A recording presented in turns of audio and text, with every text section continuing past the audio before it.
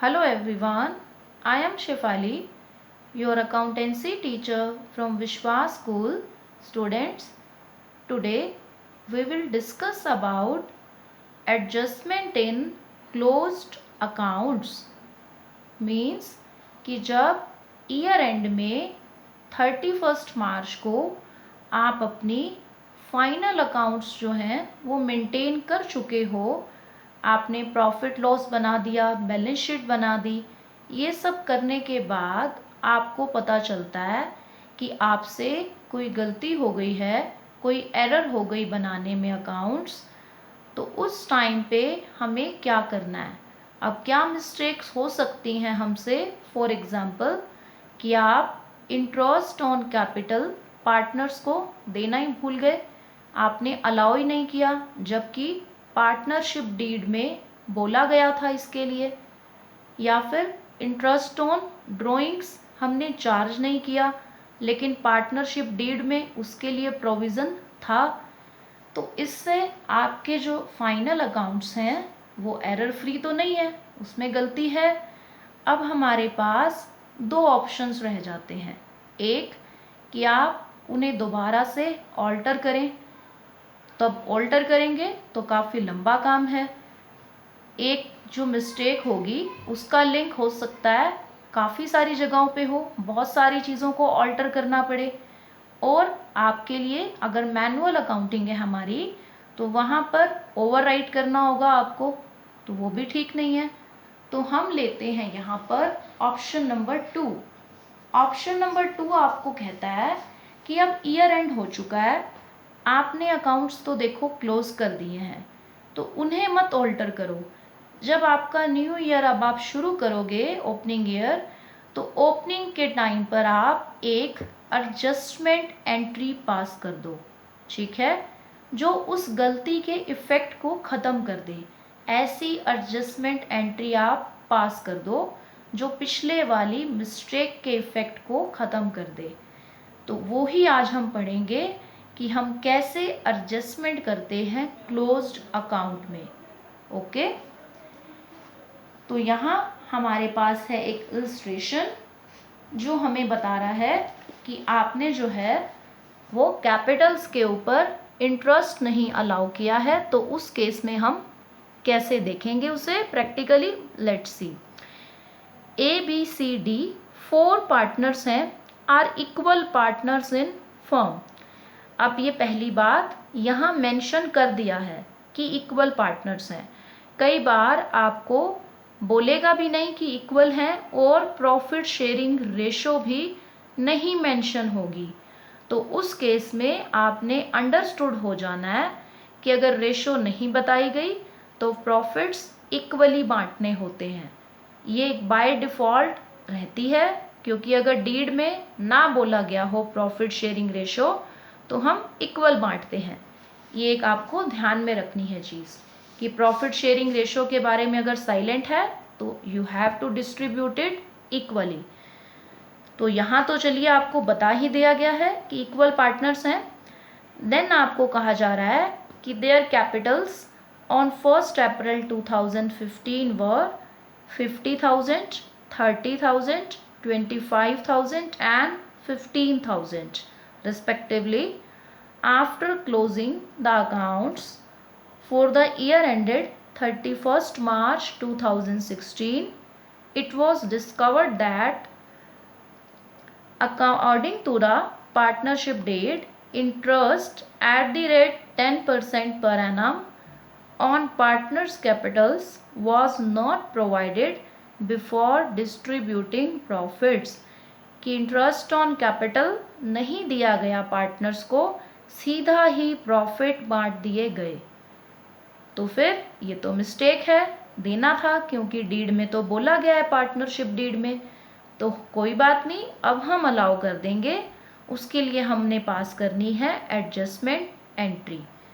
It was agreed among the partners to make adjustment entry in the beginning of next year rather than altering the balance sheet। कि सब alter करने की बजाय balance sheet को हम alter करें, हम एक सिंगल एडजस्टमेंट एंट्री से ही अपना पर्पस सॉल्व कर लेंगे। pass the necessary journal entry assuming that capitals are not fixed। अब यहाँ not fixed इसलिए बोला है कि आपको बताना चाह रहा है कि जो अभी आप इंटरेस्ट ऑन कैपिटल दोगे पार्टनर को, वो उनके कैपिटल अकाउंट में ही क्रेडिट कर देना। उसके लिए करंट अकाउंट ओपन करने की नीड नहीं है, क्योंकि capitals are not fixed, fix नहीं है। तो बस उनका जो इंटरेस्ट है वो उनको उनके कैपिटल अकाउंट में ही एज क्रेडिट दे दीजिए। अब हम इनका इंटरेस्ट तो देखो इजीली कैलकुलेट कर सकते हैं। 10% बोला गया है तो सभी का 10% बहुत इजीली आपने कैलकुलेट ओरली भी आप कर लोगे, ये तो हम दे दें चलो। बट जो यहाँ कंसीडर करना है आपको वो क्या है कि आपने पिछले साल प्रॉफिट बिना इंटरेस्ट दिए ही बांटा। अगर आप ये वाला इंटरेस्ट ऑन कैपिटल पार्टनर्स को दे देते तो कहाँ से वो होता use interest on capital? Profit में से। तो फिर प्रॉफिट लॉस एप्रोप्रिएशन में अगर आप इस इंटरेस्ट को पे करते तो फिर जो प्रॉफिट डिस्ट्रीब्यूट होता पार्टनर में वो कम होता, क्योंकि इंटरेस्ट पे हो जाता उस प्रॉफिट में से, वो प्रॉफिट यूज़ हो जाता कहीं ना कहीं। ठीक है, तो फिर उससे प्रॉफिट्स आपके कम जाते पार्टनर्स के हिस्से में। अभी बिना इंटरेस्ट को कंसीडर किए पार्टनर्स ने सारा प्रॉफिट शेयर कर लिया, तो अब जितना भी पार्टनर्स के हिस्से का इंटरेस्ट बन रहा है उतने से उन्हें प्रॉफिट एक्स्ट्रा मिला हुआ है, वो प्रॉफिट हमने लेना है पार्टनर से वापस। ओके, इसी का नाम है एडजस्टमेंट एंट्री। अब यहाँ आप ये देखिए कि हम एक बनाएंगे टेबल जिसमें हम करेंगे हमारी adjustments. So we will make table showing adjustment. So यहाँ आपने तीनों पार्टनर्स से रिलेटेड लिखनी है एंट्रीज। 4 पार्टनर्स हैं सॉरी आपके, तो जितने भी पार्टनर्स होंगे सभी पार्टनर्स से रिलेटेड आप एंट्री लिखोगे ABCD, एंड यहाँ पे आपके पास रहेगा टोटल, जिसमें हम देखेंगे कि 4 जो पार्टनर्स हैं टोटल उनके हिस्से में कितनी अमाउंट जा रही है। तो यहाँ आप लिखें इंटरेस्ट ऑन कैपिटल। अब 10% है, ओरल कैलकुलेशन से भी आप देख सकते हो कि 50,000 का 10% 5,000। नेक्स्ट पार्टनर की कैपिटल है 30,000, तो 10% से 3,000 मिलेगा उसे। नेक्स्ट पार्टनर की है 25,000, so he will get 2,500 and so on. Next partner will get 1,500 rupees on 15,000 rupees capital. ये पार्टनर को मिलना है, क्रेडिट की आइटम है, ये मिलेगी पार्टनर्स को।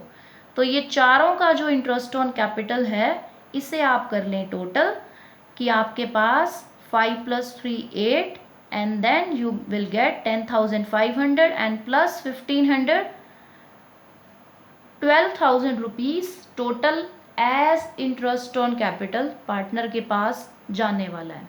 ठीक है, ये तो हम दे देंगे, बट इतने ही रुपए का प्रॉफिट भी तो पार्टनर ने एक्स्ट्रा लिया ना, क्योंकि जब ये एंट्री पिछले साल प्रॉफिट लॉस एप्रोप्रिएशन में नहीं हमने की तो फिर इसकी वजह से प्रॉफिट चला गया पार्टनर के पास सारा, जबकि वो प्रॉफिट नहीं था, वो तो कैपिटल के इंटरेस्ट का पैसा था। तो अब वो प्रॉफिट लेना है पार्टनर से वापस, मतलब उनको करना है आपने डेबिट। अब जिस भी रेशो में बांटा है ना उस रेशो में वापस लो। आपने पिछले साल इक्वली बांटा था क्योंकि वो इक्वल पार्टनर्स थे, तो आपको यहाँ करना है कि यहाँ आपने जो भी डिवीज़न की थी प्रॉफिट की, डिवीज़न ऑफ 12,000 रुपीज़ का जो प्रॉफिट था उसको आपने इक्वली अब डेबिट कर देना है। तो जिस रेशो में बांटा हमने बांटा था इक्वली, तो 3,000 रुपीज़ डेबिट करोगे। अब आपको देखना है नेट इफ़ेक्ट कि नेट इफ़ेक्ट कितना बना। ये वाले पैसे देखो ऊपर जो हमने दिए इंटरेस्ट ऑन कैपिटल, ये मिलने थे पार्टनर्स को, और जो ये आपने अभी प्रॉफिट जो है वो करा डिस्ट्रीब्यूट, ये हमने उनसे वापस करना है, वापस लेना है, क्योंकि रीइंबर्स जो है वो यहाँ पे फर्म को करेंगे पार्टनर्स की, वापस देंगे प्रॉफिट अपना। उन्होंने एक्स्ट्रा ले लिया है, पिछले साल एक खर्चा हम चार्ज करना भूल गए तो पार्टनर के हिस्से में प्रॉफिट ज़्यादा चला गया। तो अब आप निकाल लीजिए अपना डिफरेंस, या आप कह लीजिए नेट इफेक्ट। अब यहाँ 5 मिलेगा ए को, 3000 उससे हमने वापस मांगने हैं, तो अल्टीमेटली ए को 2000 रुपीज़ का क्रेडिट आ गया उसके हिस्से में। यहाँ बी के क्रेडिट में है 3 और डेबिट में भी है 3, तो नो इफेक्ट, कुछ नहीं करना है उससे। सी को जो है आपने 2500 देने हैं और 3 बल्कि उससे आपने लेने हैं, तो 500 रुपीज़ मांग लोगे आप उससे। डेबिट का बैलेंस हो गया सी का 500 का। डी का क्रेडिट 1500 है और जबकि डेबिट में पड़े हैं 3000, तो अल्टीमेटली 1500 रुपीज़ का क्या आ गया उसका डेबिट बैलेंस। तो अब आप जितनों से देखो, यहाँ पे एक हमेशा इस एंट्री की बात रहेगी कि पार्टनर्स की जो एडजस्टमेंट एंट्रीज होंगी ना वो टैली हो जाएंगी आपस में। जो भी पार्टनर्स रहेंगे 2, 3, 4, 5 जितने भी, उनकी एडजस्टमेंट एंट्री हमेशा आपस में टैली करेगी। टोटल डेबिट का अमाउंट टोटल क्रेडिट के अमाउंट के हमेशा इक्वल होगा। यहाँ क्रेडिट का केस ए है 2000 से और डेबिट वाले दो हैं 1500 और 500, टैली हो गया। टोटल अमाउंट डेबिटेड और टोटल अमाउंट क्रेडिटेड सेम रहता है हमेशा, because of double entry system, कि हमेशा टैली करेगा आपके पास। तो यहाँ पर बस आपको पास करनी है अपनी जर्नल एंट्री, जो मेन बात पूछी थी आपसे। सी का और डी का कैपिटल अकाउंट आपको कर देना है debit, C's capital account debit and D's capital account debit. C के डेबिट में है 500 और डी के हिस्से में है 1500। To as capital. बी का तो देखो कोई इफेक्ट नहीं है, तो बी की कोई एडजस्टमेंट एंट्री आप पास नहीं करोगे, ठीक है। पूरे 2000 से ही डेबिट हो रहा है और पूरे 2000 से ही क्रेडिट हो रहा है। आप यहाँ पे लिख दोगे। इसमें सबसे मेन बात कि इसमें आपने नोट देना है यहाँ पर नरेशन में कि adjustment in the respect of omission in interest on capital, ये सबसे मेन है नरेशन।